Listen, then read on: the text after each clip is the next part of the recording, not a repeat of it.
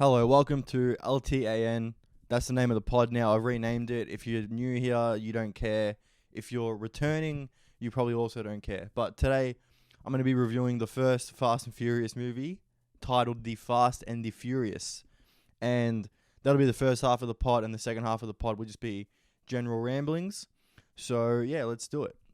Alright, so in this movie, came out in 2001. Obviously, you know the characters. We've got Dominic Toretto, a 24-year-old gearhead ex-con played by 34-year-old Vin Diesel, and Brian O'Connor played by Paul Walker, who's just meant to be a dreamboat in this movie. Paul Walker in this movie has the easiest time acting I think any lead in a movie has ever had. They're just like, Paul, flash them baby blues, look charismatic, and flash a smile.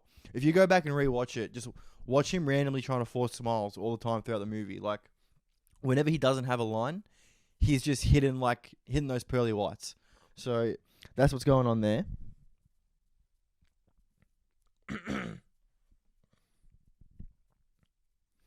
No one else matters in this movie. It's basically just the pretty boy and the hunk become friends over their mutual interest in cars. By the way, cars suck. This movie helps me press home a thought I've had for years. Cars are not cool. Like, talk to anyone who owns a Supra, and within 30 minutes, you're just going to be fucking annoyed at them. People standing, looking at an engine, talking about cars is no different than, people talking about the specs of their gaming PCs on Reddit. It's not a cool hobby. Fair enough, it's your hobby. Have it, but it's not cool. Don't act like you're cool. Oh, my Supra Instagram has 120,000 followers. No, kill yourself, all right? It's not fun. And also, it's a weird hobby to have. I know a guy, I used to work with a guy who put his entire tax return into his car one year and then wrote it off the week later. And it's like, that's the risk you take. You're going to put 20 grand to this thing that can get, T-boned by a drunk driver. It doesn't seem like a fun hobby at all, but that's just me. Anyways.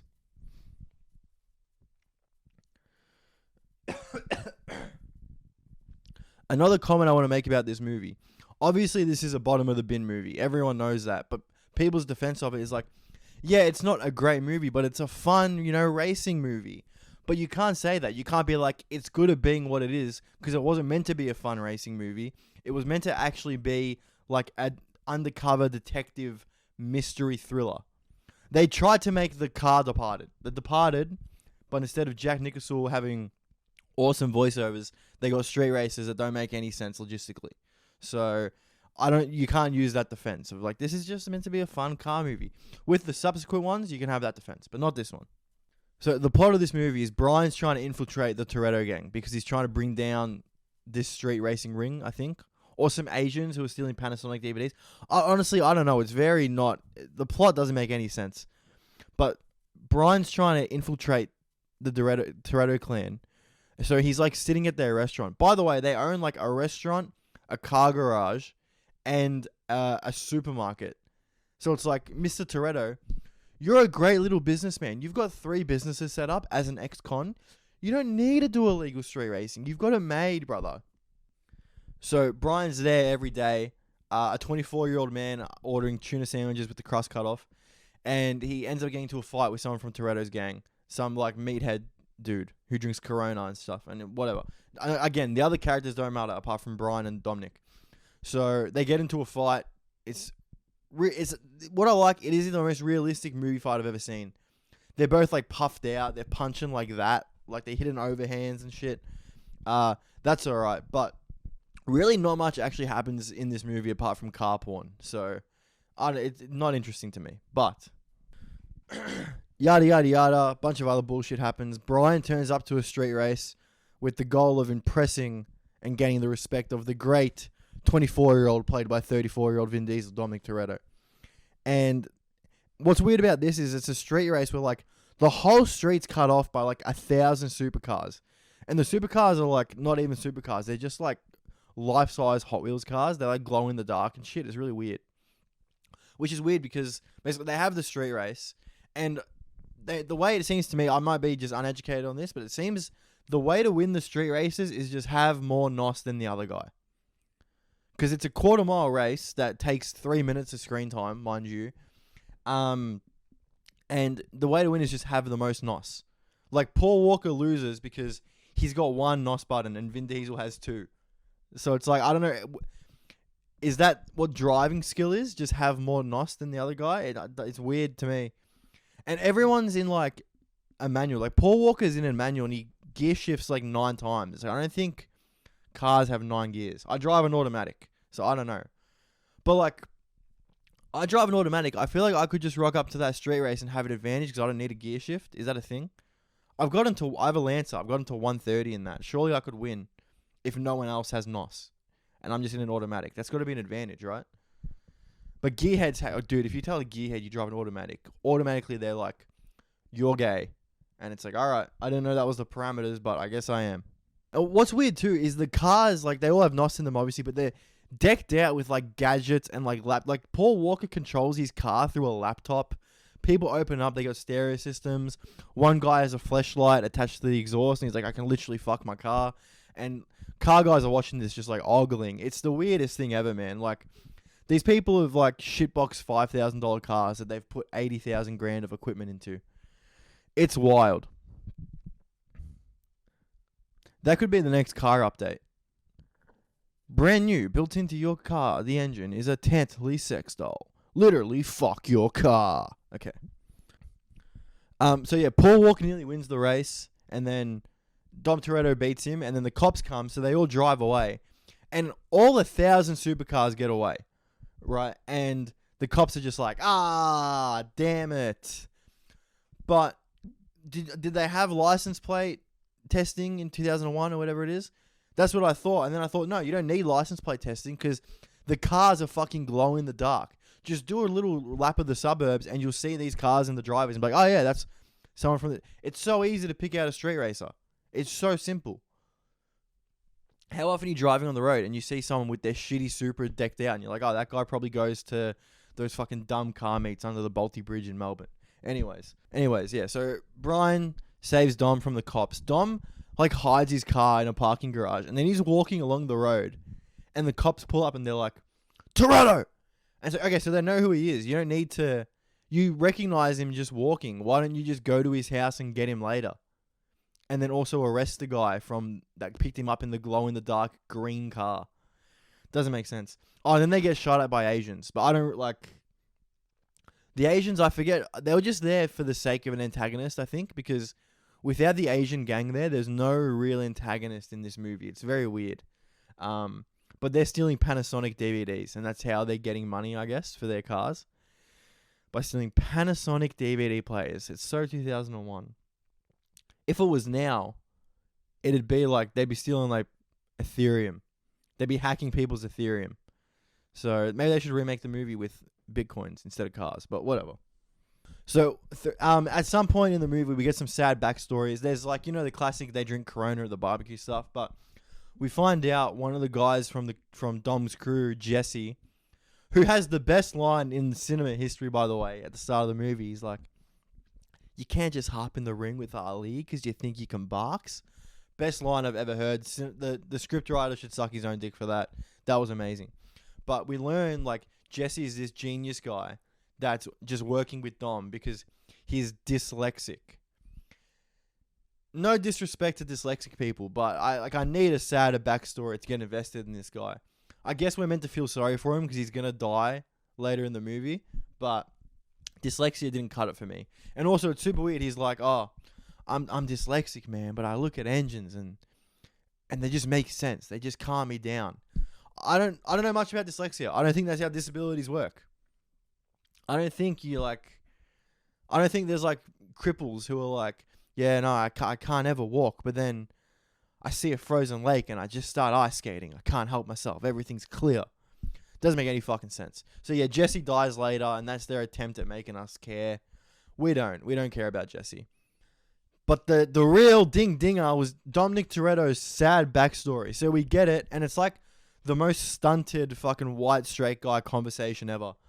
It's Brian and Dom are like looking at this car that apparently can do a 10-second quarter mile or under a 10 second. I don't know if that's good. Who cares? It's cars. Who gives a fuck? Just drive the speed limit like a normal fucking person. Driving's not impressive. Driving fast, you can just... Everyone does that by accident every time they drive. It's not a skill. Parking is a skill. Like, what would you rather see? Like, someone driving fast, or like a Senegalese woman trying to reverse parallel park on Hoddle Street at 6 p.m. on a Friday. You know what I mean? I know which one I'm watching. But we get his sad backstory. So they're looking at this car that Dom and his dad built. And they're not making eye contact because they can't, because that's gay. And they're like, Dom's like, I forget what his fucking backstory was. He's like, oh, me and my dad built this car, and then he was racing it, and then my dad was raped by a car, and when cars ejaculate, it's actually they ejaculate nos, so it cooked my dad's insides, and I watched my dad fucking die, and all I could think about were his screams, that everyone was like, it wasn't you screaming, Dom, you're the one that raped him. And the backstory is super weird. And then that's when Paul Walker, who's an undercover cop, by the way, decides like, wow, this guy's had it tough. And I think essentially he decides to let him go later in the movie. But then you find out because of that, Dominic Toretto finds the car that raped his dad and beats it to death and gives it brain damage and goes to jail. Now, I think giving someone brain damage, it's like assault and battery, is more than... He's 24. So when did this happen? When he was like 20 and he's already out of jail? If you just made Dominic Toretto Vin Diesel's age, it would make sense. Like, 10 years, maybe he got out on good behavior. But it's like, bro, you killed a guy. How are you out of jail already? You're 24. And if you're watching the video version of this, I'm 24. If I assault and battered someone, I'm sure I'd be in line. Anyway, it doesn't matter. It does matter. It's dumb. It's a dumb backstory. The scriptwriters suck. And I forgot to mention, while this is all happening, Paul Walker's superiors are onto him, and they're like, you need to bring down the Toretto clan. And he's like, I'm trying, but he can't. And it's not really explained why he can't, I don't think. Maybe it was. I was scrolling Tinder at the time. I'm going to be honest. So that's that. And then the movie culminates in a street racing event called Race Wars. Phenomenal name. Race Wars, the best. And I looked it up. There is actually a car thing called Race Wars. That's a real thing. So good luck to them. And then there are actual race wars, which is pretty much how every war throughout history has started, except for the American Civil War, maybe. No, especially the American Civil War. Now I think about it. So they go to race wars. Actually, is there any black? There's not really many black people. Oh yeah, no. Ja Rule's in this. Ja Rule's in this movie. Dude, this is great. Ja Rule's in the Fast and Furious. And he got asked to go back for the second one. And he was like, nah, I'm too big for that. He's like, nah, I'm too big for that. And he just got too big for his boots. So they didn't hire him. And then Fast and Furious became like one of the most well-known franchises ever. Made a fucking shit ton of money. And then Ja Rule's like still in debt from Fire Festival. So that's hilarious. But yeah, they go to race wars. Jesse races for pink slips, which is basically you just get to keep the other person's car if you win. And yeah, loses the race because one of the Asian guys who's the antagonist stealing the Panasonics, because the Asian guy has more nos than him. Obviously, that's the only way to win races. And instead of just giving up the car, he gets scared because I guess he's dyslexic, and that makes you fearful of getting killed by Japanese mafia. And he just fucking drives off. And then when that happens, Dom's like, "Oh shit, let's go pull off a truck heist." So Jesse's on the run with his car. Dom's pulling off a truck heist. Paul Walker's been fucking Vin Diesel's sister, by the way, in this movie. It's not important to the plot. I'm sure it would be greatly frowned upon if you were undercover as well. Like, don't fuck the people you're trying to investigate. But it is what it is. It's a movie, I guess. And Paul Walker's like, they can't go do that truck heist. I'm a cop. And then Vin Diesel's sister's obviously like, fuck you. Like, you lied to me. And Paul Walker's like, everything I said about you was real. It's like, no, it's not, dude. You're 24. You're 24 and you do street racing. You're not trying to fall in love right now. You're not trying to fall in love right now, brother.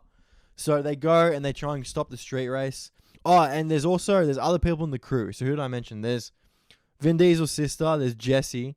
There's the hunk guy that's fighting with Paul Walker the whole movie. Not important, again.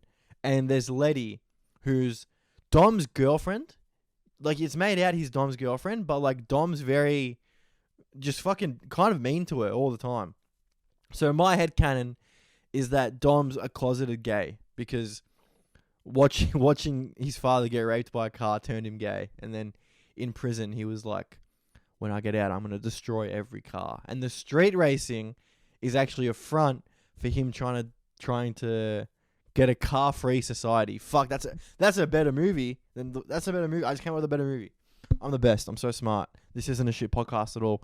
Anyways, Paul's like, yeah, we gotta go. I'm gonna call the FBI to stop this truck heist because if he doesn't, he'll get in trouble. Then they do the truck heist, and it's fucking stupid as. Like, what they do is there's this massive truck carrying, I assume, Panasonics and like car parts. They drive in front of it. They shoot a fucking harpoon gun through the window. Yeah, they shoot a harpoon gun through the window. And this is the first clue of like what the movie's going to be later on when it just becomes completely disheveled. And the truck driver defends himself with a shotgun because I assume, there's been getting trucks being fucking heisted the whole movie. So they're like, bring a shotgun. And then this truck driver is driving and shooting. I don't know why he doesn't just stop and shoot everyone. That'd be way easier. But Hunk Guy is like climbing on the car, trying to get control of it, and he gets fucking shot by a shotgun. And he's like hanging off the side of the window, and his arm's all tangled. And it's like, this guy's definitely going to lose his arm. But he just hangs by his arm and he's dragged along the highway for like 8 miles, 20 kilometers, whatever the fuck it is. And also, the best part is, Paul Walker's obviously like a very attractive guy, but his stunt double is this like old dude with like a receding hairline. He's got like a Ronald McDonald hairline, like back to here. And you can just tell it's him doing the stunts for this entire sequence. And honestly, yeah, that's pretty much the movie. No one dies. Jesse gets gunned down in a residential street. And we're meant to care because he's dyslexic, I guess. And what else? After Jesse gets shot, Paul Walker chases Dom Toretto, I guess, to arrest him. And Dom Toretto's in the car that, him and his dad built together before he saw his dad get raped by a car. And he's driving that, and it's meant to be the fastest car. And they pull up at a red light, and Dom's like, that railway's a quarter mile away. On green, I'm going for it. So then they have one final race of the movie. And Dom hits a fucking school bus and flips the car and survives. And then he's meant to go to jail. But Paul Walker gives him the keys to his car and he's like, I owe you a car. Because he fucked up his car at the start of the movie. And that's the movie. It's really dumb. It makes no sense. It's not even meant to be a car movie, but car nerds fucking jerk off to it. And in the second one, I'm going to talk a little about Too Fast, Too Furious just now, and then I'll do another video about Too Fast, Too Furious. In Too Fast, Too Furious, Dom Toretto like goes to Mexico at the end of the Fast and Furious. And Too Fast, Too Furious, the second movie, obviously, Paul Walker's like not a cop anymore. And you find out why is because he let Dom Toretto get away. And it's like, bro, you could have just lied. Why didn't you just lie about it? You could have just been like, yeah, he fucking beat me and then got away. Obviously, I wouldn't just give him a fucking car. So, yeah, that's my review of the Fast and the Furious. It's January 1st, 2024. I've got COVID. That's why my voice is all fucked up. And yeah, I hope you enjoyed. If you want to click off now, click off now. I'm going to do another half of this where I'm going to just ramble and talk about other shit. Probably like Saltburn and some other stuff that's going on. So if you want to stick around for that, stick around for that. Adios. Hello again, it's me again. I just did the Fast and Furious review. I hope you enjoyed it. Or if you're just listening to this part, that's cool too. Let me know what you think of this format. I think I might do this because I used to do this podcast like every week and it was just me talking to the camera. And I'm going to be honest, my life's not interesting enough for me to just talk to a camera for an hour every week. So it always end up being like 25 minutes. But I watch a lot of movies. So let me know what you think of this format of like me just doing like a movie review and then a little like 10, 15 minute check-in. And that'll probably get me to like 35, 40 minutes. I reckon that's cool because I like talking about movies. I'm into movies. I was the kid like at school that I never really got invited to shit, so I would just stay home and watch movies. I don't mean that as like I was an outcast type thing. Like, you know when people do that, like, yeah, I got bullied at school. It's not like that at all. It's just like I just wasn't in the popular group. Or because I'm fucking Italian. If I ever did get invited to anything, I always had like a wedding or a christening or some bullshit to go to, man. For real, being Italian is so annoying for that reason. There's always some family event to go to. Like, especially when you got like 80 cousins. Like, dude, I got cousins I like don't even know. Do you know what I mean? Like, I went to a family thing for Christmas Eve, and it was like, am I related to these people? Yeah, I am. I don't know who they are. I'm sure they're nice. Like, I have my cousins I grew up with, and they're sick. I like all them. My aunties and uncles are awesome. I like all them. But then, like, there's people, like, you know, people that have kids. I don't know who they are. But, dude, I actually didn't care about being Italian for, like, 24 years. And then I watched The Sopranos, and I was like, fuck, we're the best. Being Italian is the best. We're the coolest ones. What a show, man. Doesn't that just make you want to be in the mafia? It just does. And look, I've watched, you know, every Scorsese movie. Something about this one, I've watched, like, you know, Casino, Goodfellas, and I never like felt like, oh, I wanted to be in the mafia. But The Sopranos, I was like, being in the mafia looks sick. And everyone watches it, and we think we'll be Tony, but we're all AJs, aren't we? We're all definitely AJ. And I think he died at the end. I think Tony was killed at the end of The Sopranos, just between us. But yeah, man, what a show! I reckon that's a top 2 show of all time. I reckon it probably goes like Breaking Bad, Sopranos. Third would be Game of Thrones if they didn't completely shit the bed on the final season, or the final 2 seasons.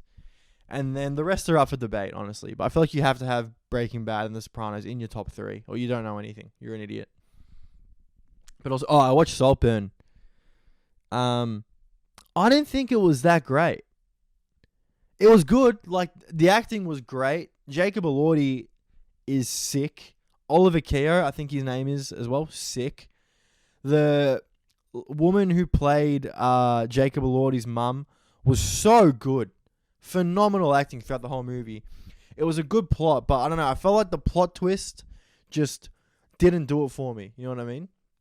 So if you haven't seen it, there's spoilers. So just click off the video. Mute it and keep it running so I get the engagement, but just don't listen. But if you don't care what happens, I'll tell you the plot. Basically, this guy Oliver befriends Jacob Elordi, who's like the richest kid in England. They go to Oxford together. He befriends him, gets invited to hang out at his manor, which is called Saltburn. And then he's just being friends with him, blah, blah, blah. Jacob Elordi dies. Plot twist, the main guy, Oliver, killed him. And takes over the manor through a series of other stunts, right? So the last 20 minutes of the movie is just like the gotcha. Like, this is how he did it, and this is how he killed everyone who lives in Saltburn and now takes it over himself. I think it would have been a way more interesting movie if you started out knowing his intention was to take over Saltburn, and then he befriends Jacob Elordi, like, as part of his plan. I think his name's Flynn in the movie. He befriends Flynn, which is part of his plan, but then he genuinely does fall in love with Flynn, and he's conflicted over his morals now. Does he want to be with Flynn, or does he want to take over Saltburn? And then the climax of the movie is him deciding to murder Flynn. I think that would have been a way better movie. I say from my house, I live with my parents as a 24-year-old who's a comedian who's not famous. That's what I would have done if I wrote the movie. Take it on board. But the 2 scenes that, like, everyone talks about, the reason this movie's being talked about is there's a bathtub scene, which is the most famous one, I guess, which is where Flynn, Jacob Elordi's character, is having a good old tug in the bath, and it's like all steamy, and he's moaning, and it's like, I don't know why I moaned. That was fucking weird. And Oliver Keogh's character's like watching him, like, yes, this is sick. This is the guy from the kissing booth jerking off. Amazing. Chef's kiss. And then Jacob Elordi comes, leaves the bath to go to bed. And then Oliver Keogh's character starts drinking the cummy bath water. And I saw people on Reddit being like, I walked out of the movie when I saw this. I thought it was hilarious. Because I was thinking about, like, two straight dudes watching it together, and, like, one of them's like, that's fucked. Well, that's disgusting. And the other one's like, yeah, who would do that? And they're just, like, making eye contact and breaking it. And the other guy's like, yeah, who would drink their friend's cummy bath? Well, I wouldn't. Like, oh, no, me either. I wouldn't either. That's disgusting. And that goes on for like 20 minutes until the two friends just start fucking. That's my headcanon for that. I think that'd be a funny sketch. And then there's another scene where Oliver Carey's character goes to Flynn's grave and starts humping the soil of his grave. And I was laughing because I was just imagining, like, filming it had to be weird. Because actors are weird, right? Like, I don't think actors have... I think actors lack self-awareness, and that's why they're so good at what they do. I don't think any part of him was like, fucking, this is so fucking weird. I'm not going to do this. I think they're so like, yeah, this is what I have to do. I think it's just normal to them. Like, this is what the character is. I'm going to do that. It's not weird. Because if I got asked to do that, I wouldn't be able to take it seriously the whole time. I'd be like laughing, like I'd be like looking at the cameraman winking and like laughing and shit. He's just going at it. He's making love to that soil, baby. So fair play to him. And I think he's going to be the Joker. I think they're just going to be the next Joker. Because we haven't had enough. It's like, it's going to be like, what, the sixth Joker? There's going to be like two Joker movies out in the same year. Because Joker 2 is coming out. And Joker 2 is coming out, and the Robin Pattinson Batman sequel's coming out too. So there's going to be two Jokers. Just fucking stop doing comic books, man. Stop doing comic book movies. I'm sick of it. What else did I want to talk about? Does anyone else think having a conscience is kind of whack? Like, do you ever think about how if you didn't have a conscience, you could probably just scam people? Like, it'd be such an easy way to make money. Because I was looking at, like, scams and stuff on Reddit, and I think I could easily pull off like an OnlyFans scam. Easily. Just using like AI and just manning the account and DMing people. But I'd feel bad, so I'm not going to do it. But I feel like I could do it, you know what I mean? Even like when you see like, you hear about like 25-year-olds getting scammed for like $10,000 worth of iTunes vouchers. Because people call up and they're like, oh, hi, we're from the taxation office. You need to give us $10,000 in iTunes vouchers or you'll be arrested. And they do it.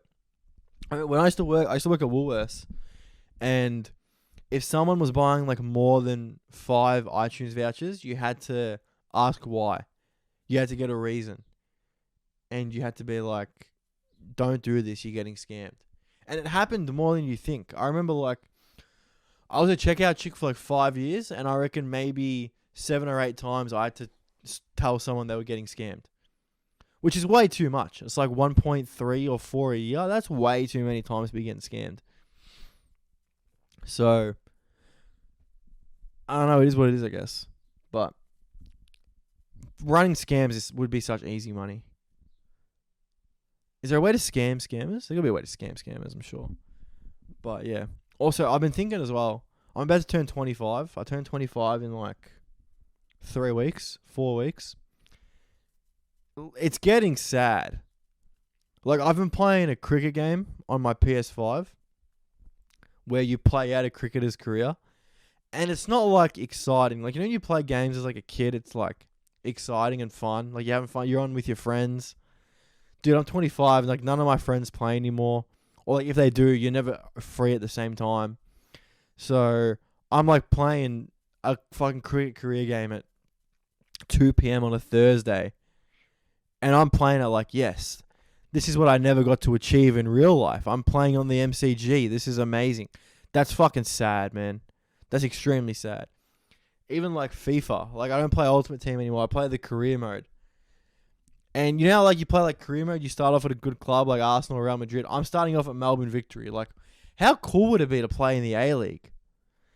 It's sad. It's getting really sad. But it is what it is, I guess. Look, I've been talking for 10 minutes. I'm probably going to wrap it up. This is my first time doing a solo podcast in like 6 months. I used to do this podcast weekly for like 5-6 months. The most recent episode, which was 5 or 6 months ago, got like 5,000 downloads. And then I just didn't make another episode. So always quit while you're ahead, everyone. But now I'm bringing it back. I'm not going to make any promises on like on how often I'm going to do it. I don't even know if people will like it. But if you did, message me, let me know, keep doing it. I'll start answering questions and stuff if you guys want to do that and giving out advice. So feel free to DM me like any questions, any advice, anything like that. I'll give you an answer. I'll keep you anonymous, all that good stuff. And like and rate the podcast if you enjoyed it. It's just a guy sitting in his room fucking rambling. Hopefully that's entertaining, I guess. But yeah. And if you listen to this and you don't know me, I'm a stand-up comedian from Melbourne. My name is Anthony Nigro. That's how it's pronounced. It's a very cool last name. And yeah, follow me on Insta, subscribe here, all that good stuff. Hopefully by the next episode I don't have the vid anymore. You know what? I started 2022 with COVID. I got COVID on New Year's Eve. And I had a really good year, 2022. Last year, 2023, didn't start the year with COVID. Had a really whack year. So maybe this year's going to be great because I'm starting with COVID again. Got to think about it like that. But alright, I'm going to go. Hope you enjoyed. Too Fast, Too Furious review next week. Unless this completely flops, then I won't do it. But bye-bye.